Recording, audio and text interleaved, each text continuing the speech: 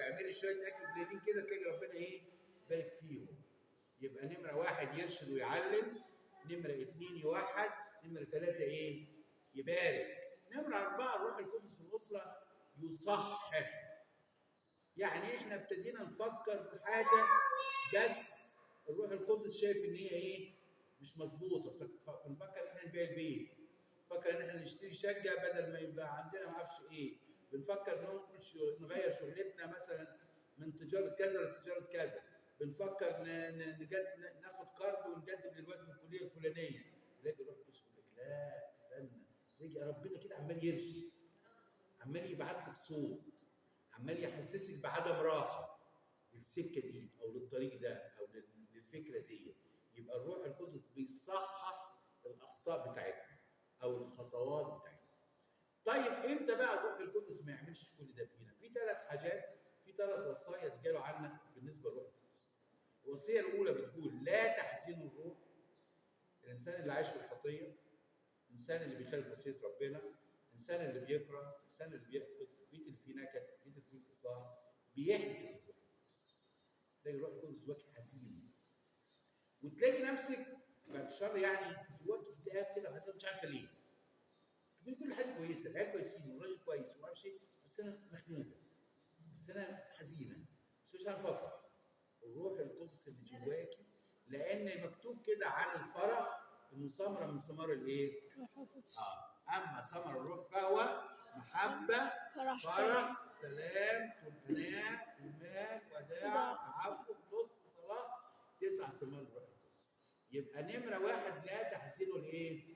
نمره اثنين لا تطفئوا الروح. الروح يحزن وكده يطفي، لا انت عارفه تقولي ايه، ولا انت عارفه تقولي ترنيمه، ولا انت مبسوطه في اجتماع صلاه، وتحضري القداس زي ما تحضري زي ما تطلعي، وما انتش متعزيه باي حاجه، تمسك الانجيل في ايدك تلاقي نفسك مش متعزيه، تحضري الاجتماع بالناس كلها فرحانه وبترنم تقول تسبيحه وانت مش كده.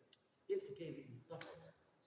طفيته. طب انطفيته ليه؟ بالخطايا، بالشر، بالاثام، بالمشي البطال، بالنكد، بالخساره، بالكراهيه.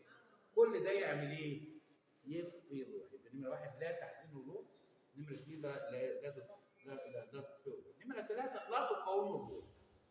اصعب حاجه بقى مقاومه الروح. يعني ايه مقاومه الروح؟ يعني الروح القدس في الجدار وانا برضه اعمى.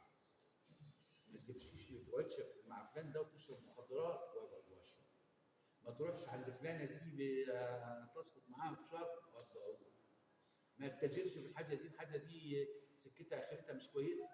يبقى عمال اقاوم في الايه؟ في الروح القدس.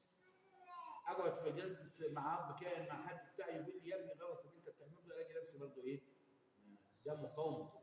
الروح عمال يشد فيا وانا عمال ازيد فيه، عمال يجيبني وانا عمال ازيد فيه. يبقى لا تحزنوا الروح، لا تطفئوا الروح، لا تقاوموا الايه؟ لان لو حصل الحاجات دي في حياتي الروح القدس هيحصل بقى ايه؟ لما بنقول كده روح القدس يا رب لا تنزعه مني، بنصلي كل يوم نقول روح القدس يا رب ايه؟ لا تنزعه. احسن نخاف الروح القدس يفارقنا دلوقتي. هل الروح القدس هو الضمير؟ لا، الروح القدس ما هوش الضمير. في ناس بتقول الروح القدس هو الضمير، لا. كل الناس عندها ضمير حتى غير المسيحيين. ممكن تلاقي واحد غير مسيحي يقول لك لا الحاجه دي تعملها كذا، بيني وبينك رب ما اخدش قرش زياده، انا ما اعملش حاجه الفلانيه. فالروح القدس حاجه والضمير حاجه. الضمير ده نتيجه التربيه والاخلاق والمجتمع. يعني حضرتك هنا متاسف يعني ما تقدريش تلبسي شورت وبتاع كده وتمشي في الشارع، ضميرك ايه ده اللي انا عاملاه ده انا كده مش كويسه.